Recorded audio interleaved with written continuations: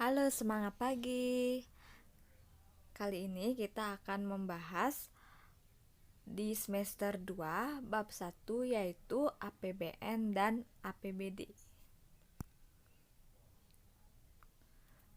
Adapun kompetensi dasar dalam materi ini yaitu 3.6 menganalisis APBN dan APBD dalam pembangunan ekonomi, serta 4.6 menyajikan hasil analisis fungsi dan peran APBN dan APBD dalam pembangunan ekonomi. Adapun dua materi pokok yaitu APBN dan APBD.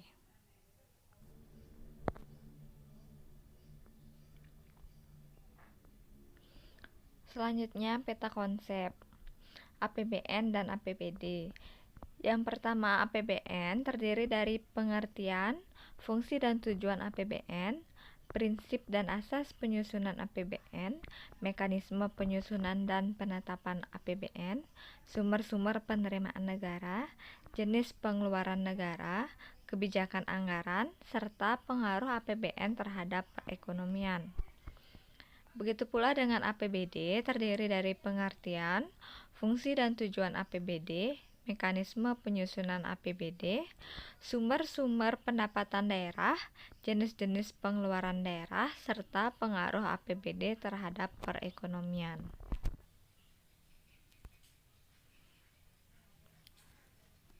Baik, kita masuk ke materi pokok yang pertama yaitu APBN. Pengertian APBN menurut Undang-Undang Republik Indonesia Nomor 14 Tahun 2015 tentang Anggaran Pendapatan dan Belanja Negara Tahun Anggaran 2016.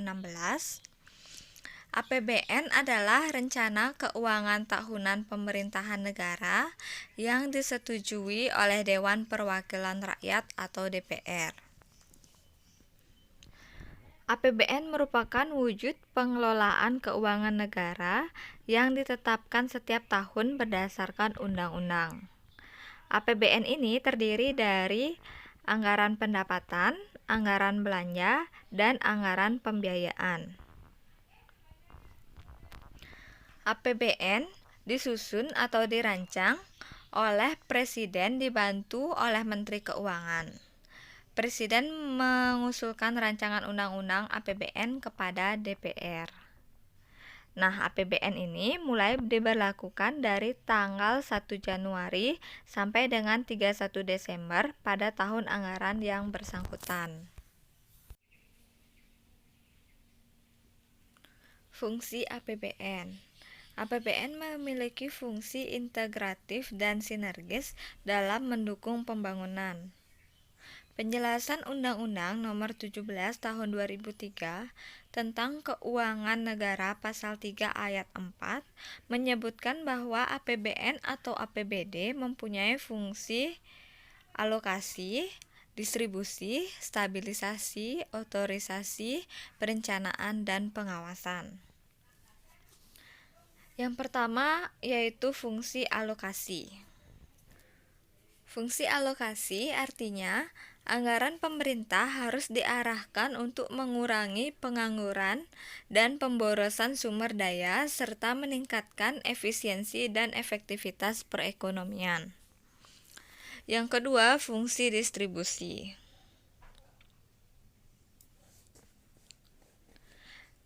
Fungsi distribusi mengandung arti bahwa kebijakan anggaran negara harus memperhatikan rasa keadilan dan kepatuhan. Perwujudan fungsi distribusi APBN berupa penyaluran raskin dan bantuan sosial lain yang juga disebut dengan transfer payment. Yang ketiga yaitu fungsi stabilisasi. Fungsi ini artinya bahwa APBN menjadi alat untuk memelihara dan mengupayakan keseimbangan fundamental perekonomian. APBN dapat dijadikan alat untuk menjaga stabilitas harga barang-barang kebutuhan masyarakat untuk mencegah inflasi tinggi ataupun deflasi yang akan mengakibatkan kelesuan perekonomian atau resesi. Yang keempat, fungsi otorisasi. Artinya, anggaran negara menjadi dasar pelaksanaan pendapatan dan belanja pada tahun berjalan. Dengan demikian, pembelanjaan dan pendapatan pada tahun yang bersangkutan dapat dipertanggungjawabkan kepada rakyat.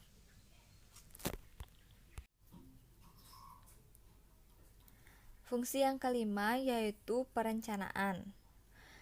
Artinya, anggaran pemerintah menjadi pedoman bagi manajemen dalam merencanakan kegiatan pada tahun berjalan. Dan fungsi yang keenam yaitu pengawasan. Artinya, anggaran pemerintah menjadi pedoman untuk menilai kesesuaian kegiatan penyelenggaraan pemerintahan dengan ketentuan yang telah ditetapkan.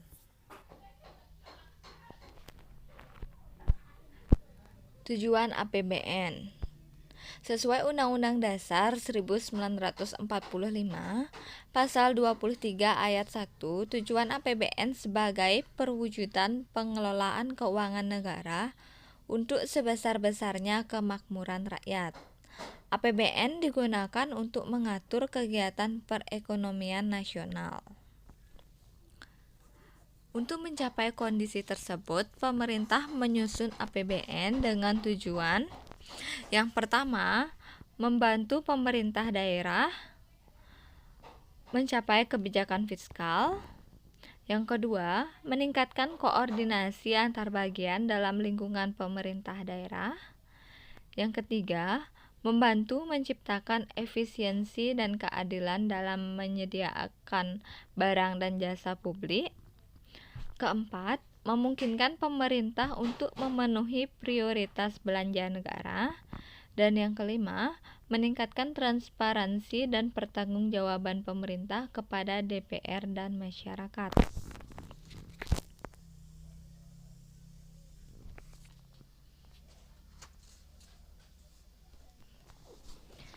Selanjutnya, prinsip dan asas penyusunan APBN. Yang pertama, prinsip penyusunan APBN berdasarkan aspek pendapatan terdiri dari intensifikasi penerimaan anggaran dalam hal jumlah dan kecepatan penyetoran. Yang kedua, intensifikasi penagihan dan pemungutan piutang negara. Dan yang ketiga, penuntutan ganti rugi atas kerugian yang diderita oleh negara dari denda yang telah dijanjikan. Prinsip yang kedua yaitu berdasarkan aspek pengeluaran. Yang pertama, hemat, tidak mewah, efisien dan sesuai dengan kebutuhan teknis. Yang kedua, terarah, terkendali sesuai dengan rencana. Dan yang ketiga, semaksimal mungkin menggunakan hasil produksi dalam negeri dengan memperhatikan kemampuan atau potensi nasional. Lalu asas penyusunan APBN. Asas yang digunakan dalam penyusunan APBN meliputi yang pertama, asas kemandirian. Artinya pembiayaan negara didasarkan atas kemampuan negara, sedangkan pinjaman luar negeri hanya sebagai pelengkap. Asas kedua yaitu asas penghematan atau peningkatan efisiensi dan produktivitas.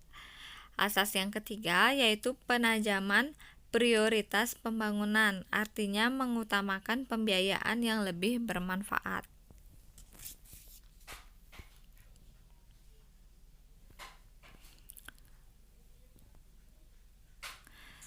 Selanjutnya, mekanisme penyusunan APBN.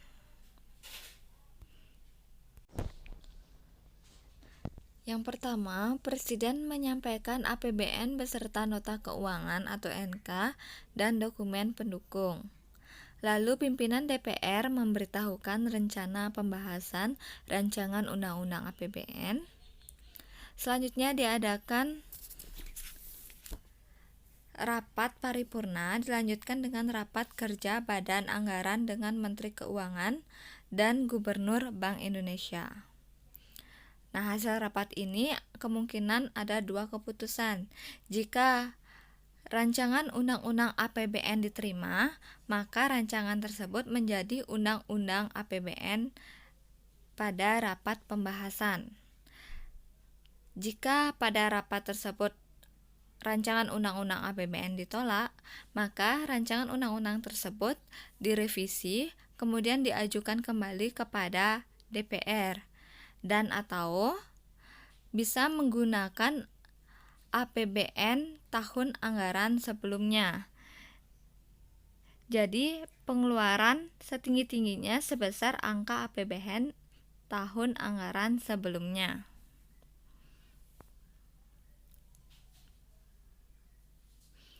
Selanjutnya, sumber penerimaan negara.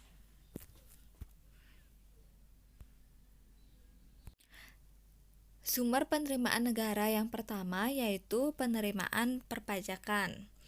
Penerimaan perpajakan adalah semua penerimaan negara yang terdiri atas pendapatan pajak dalam negeri dan pendapatan pajak perdagangan internasional.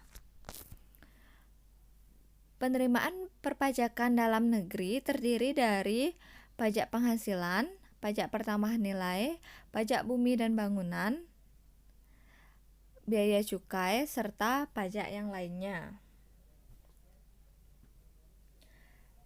Lalu pajak perdagangan internasional berasal dari bea masuk impor dan bea keluar atau pungutan ekspor.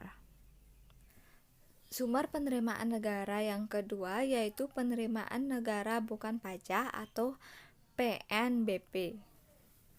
Penerimaan negara bukan pajak adalah semua penerimaan pemerintah pusat yang diterima dalam bentuk penerimaan sumber daya alam atau SDA yang meliputi penerimaan minyak bumi dan gas alam, pertambangan umum, kehutanan, serta perikanan. Bagian pemerintah atau laba BUMN serta pendapatan dari Badan Layanan Umum atau BLU. Sumber penerimaan negara yang ketiga yaitu hibah. Hibah merupakan penerimaan negara dalam bentuk devisa dan atau devisa yang dirupiahkan, rupiah ataupun dalam bentuk barang, jasa, dan surat berharga yang diperoleh dari pemberi hibah yang tidak perlu dibayar kembali dan tidak mengikat, baik yang berasal dari dalam negeri maupun luar negeri.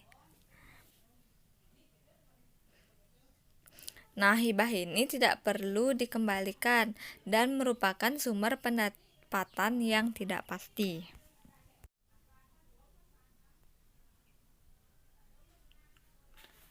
Jenis pengeluaran negara terdiri dari dua bagian yaitu anggaran belanja pemerintah pusat dan anggaran belanja daerah. Anggaran belanja pemerintah pusat terdiri dari dua bagian yaitu pertama pengeluaran rutin yang terdiri dari belanja pegawai, belanja barang, pembayaran bunga utang, belanja modal, subsidi, bantuan sosial, dan belanja lainnya. Dan yang kedua, pengeluaran pembangunan terdiri dari pembiayaan pembangunan rupiah dan pembiayaan proyek.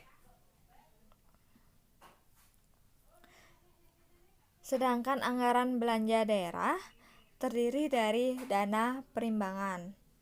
Nah, dana perimbangan ini adalah semua pengeluaran negara yang dialokasikan kepada daerah untuk membiayai kebutuhan daerah dalam rangka pelaksanaan desentralisasi. Dana perimbangan terdiri dari tiga bagian, yaitu dana bagi hasil, dana alokasi umum, dan dana alokasi khusus. Dan anggaran belanja daerah yang kedua yaitu dana otonomi khusus dan penyesuaian. Dana otonomi khusus dan penyesuaian adalah dana yang dialokasikan untuk membiayai pelaksanaan otonomi khusus suatu daerah.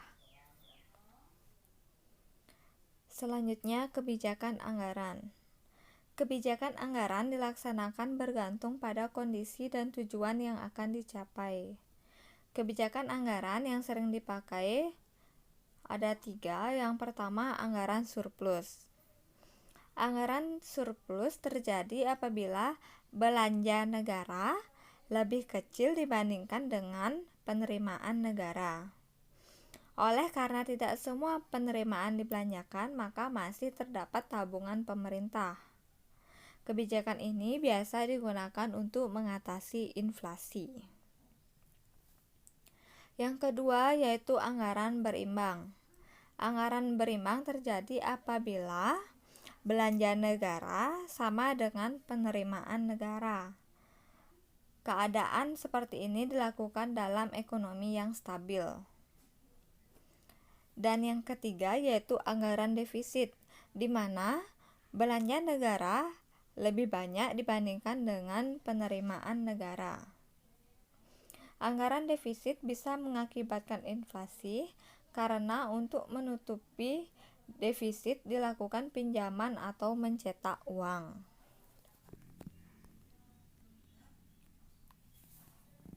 Selanjutnya, pengaruh APBN terhadap perekonomian.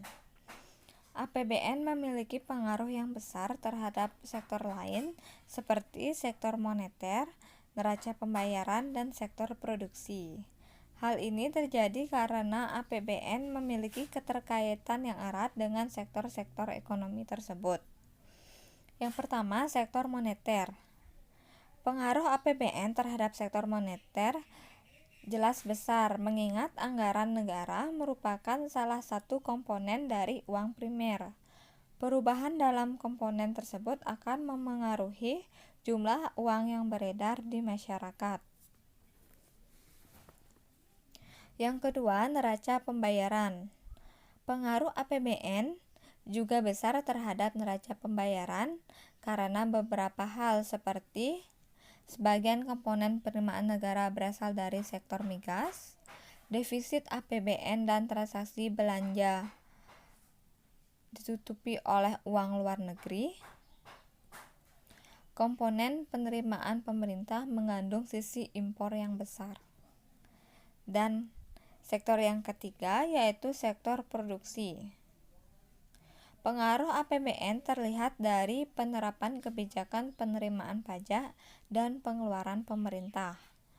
Pemerintah yang menempuh kebijakan anggaran defisit dalam arti pengeluaran pemerintah direncanakan lebih besar daripada penerimaan pemerintah akan mengurangi tingkat pajak atau menambah pengeluaran pemerintah antara lain dalam bentuk subsidi.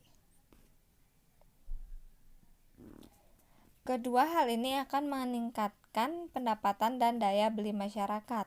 Akibatnya, permintaan total masyarakat terhadap barang dan jasa cenderung meningkat. Peningkatan permintaan akan mendorong sektor dunia usaha untuk meningkatkan kapasitas produksinya. Adanya peningkatan kapasitas produksi dalam jangka panjang akan mendorong pertumbuhan ekonomi nasional.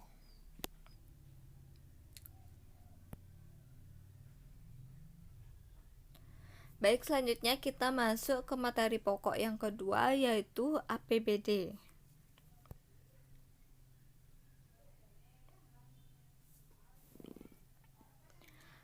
Menurut Peraturan Menteri Dalam Negeri Republik Indonesia Nomor 52 Tahun 2015 tentang Pedoman Penyusunan Anggaran Pendapatan dan Belanja Daerah Tahun Anggaran 2016, APBD adalah rencana keuangan tahunan pemerintahan daerah yang dibahas dan disetujui bersama oleh pemerintah daerah dan DPRD serta ditetapkan dengan peraturan daerah. APBD ini memuat penerimaan, pengeluaran, dan pembiayaan daerah selama 1 tahun anggaran. Nah, 1 tahun anggaran itu dihitung mulai tanggal 1 Januari sampai dengan 31 Desember tahun yang bersangkutan.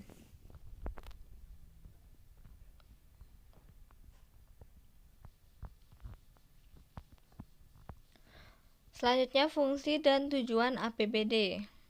Fungsi APBD sama halnya dengan fungsi APBN yang terdiri dari 6 fungsi, yaitu fungsi otorisasi, fungsi perencanaan, fungsi pengawasan, fungsi alokasi, fungsi distribusi, dan fungsi stabilisasi. Adapun tujuan APBD yaitu yang pertama, agar memiliki gambaran yang jelas tentang komponen pendapatan dan pengeluaran.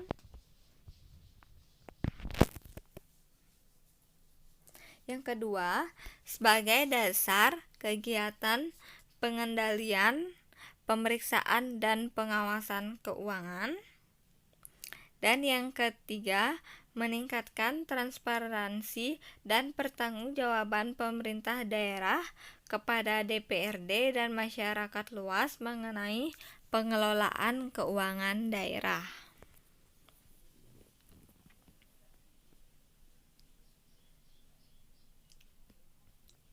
Sumber pendapatan daerah terdiri dari 4 bagian. Yang pertama ada pendapatan asli daerah. Pendapatan asli daerah ini terdiri dari pajak daerah, retribusi daerah, hasil perusahaan milik daerah dan hasil pengelolaan kekayaan daerah, dan pendapatan daerah lainnya yang sah. Yang kedua ada dana perimbangan. Dana perimbangan terdiri dari bagi hasil pajak, bagi hasil bukan pajak sumber daya alam, dana alokasi khusus, dan dana alokasi umum. Yang ketiga, penerimaan pembiayaan. Seperti sisa lebih penghitungan anggaran, penjualan aset daerah yang dipisahkan, penjualan investasi lainnya, serta pinjaman bank atau lembaga pemerintah. Itu lain-lain dari pendapatan yang sah. Pendapatan ini bisa berasal dari hibah yang tidak mengikat, bagi hasil pajak dari provinsi ke kabupaten, dana penyesuaian, dana otonomi khusus, dana darurat, bantuan keuangan provinsi, serta penganggaran penerimaan hibah yang bersumber dari APBN.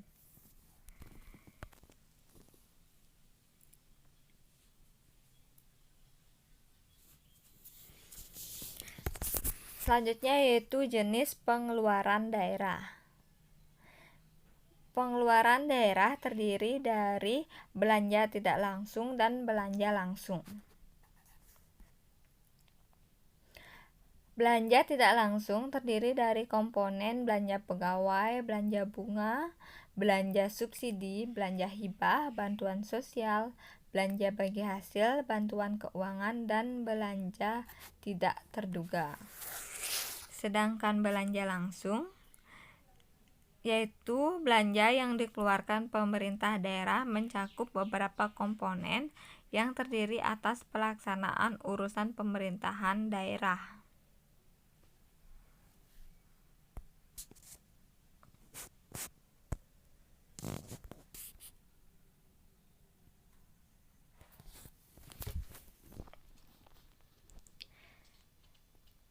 Pengaruh APBD terhadap perekonomian. Berikut adalah pengaruh APBD terhadap perekonomian. Yang pertama, dapat meningkatkan pertumbuhan ekonomi masyarakat. Yang kedua, menciptakan kestabilan keuangan daerah karena dapat mengatur jumlah uang yang beredar di masyarakat. Yang ketiga, menimbulkan investasi masyarakat karena dapat mengembangkan industri-industri di daerah. Yang keempat, memperlancar distribusi pendapatan.